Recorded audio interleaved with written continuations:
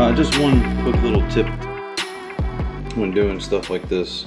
Get yourself some baggies, a little permanent marker, and label and write down a little note for all the pieces you take apart. And snap some pictures. I'll be recording everything, so I'll have some video to go back and look at. But that should help you along the way.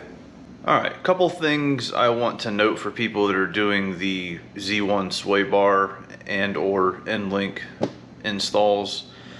The Z1 instructions do not specify something very important, and that is the car needs to be on the ground when installing Endlinks, or their adjustable Endlinks. And the reason for this is because they're Heim joint, which means they rotate and pivot around just like the factory ones do. Only difference is these are metal, so they can bind if they get overworked in one direction. And the only way to do it properly is the car needs to be on the ground, like on an alignment rack when they're put on, or you know, a four-wheel lift. So that way when you install them, that Heim joint is, you know, nice and level. The fronts on my car, when we put them in, we were able to kind of have them angled down so that when all the weight got on the car, it brought them level. But the rears are messed up, and I'm gonna have to have the alignment shop fix them. And the only reason I found this out was because another issue arose with a spacer that's on the front Endlinks that are not even mentioned anywhere in the instructions, and I just wanted to make sure I was using them right. So I called Z1 to confirm.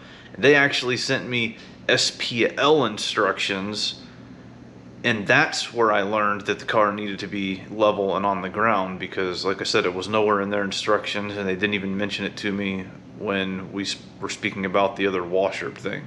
So anyway, that's just something I want to let everybody know.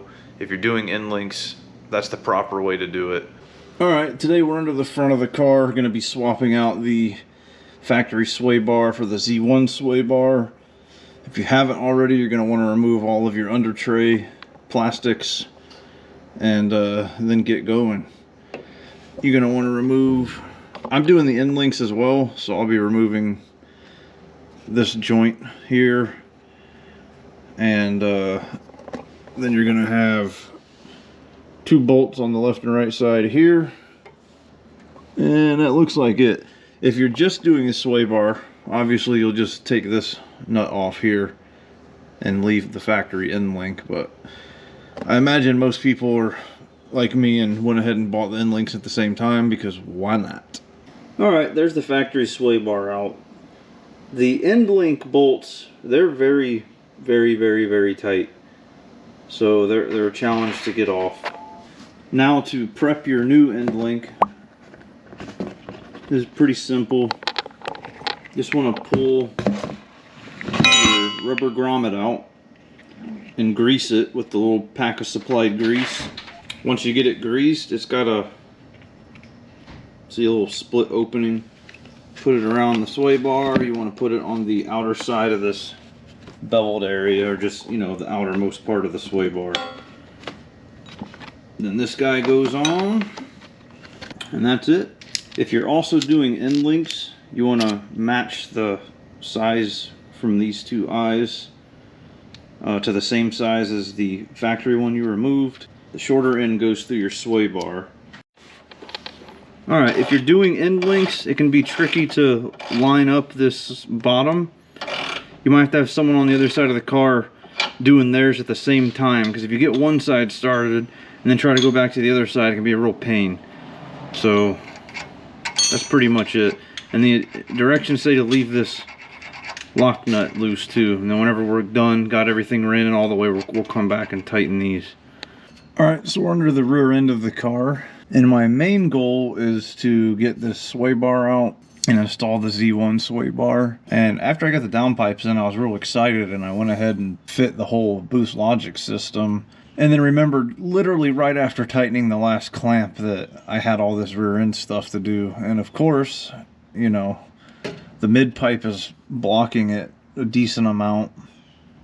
And the rear section's definitely going to have to come out. But hopefully I can leave this mid pipe in, because it was actually really difficult to line up with the downpipes, and this driver side I ended up having to file and sand a decent amount out of the inside of this side because I couldn't get the pipe to slide in all the way, and ended up being under here way longer than I wanted to for exhaust. So since I've got my exhaust fitted pretty much perfect, I went ahead and I marked some spots with permanent marker on both sides so I'd know exactly where I have to put it back to, and if the mid pipe has to come out, I'll be doing the same thing on it.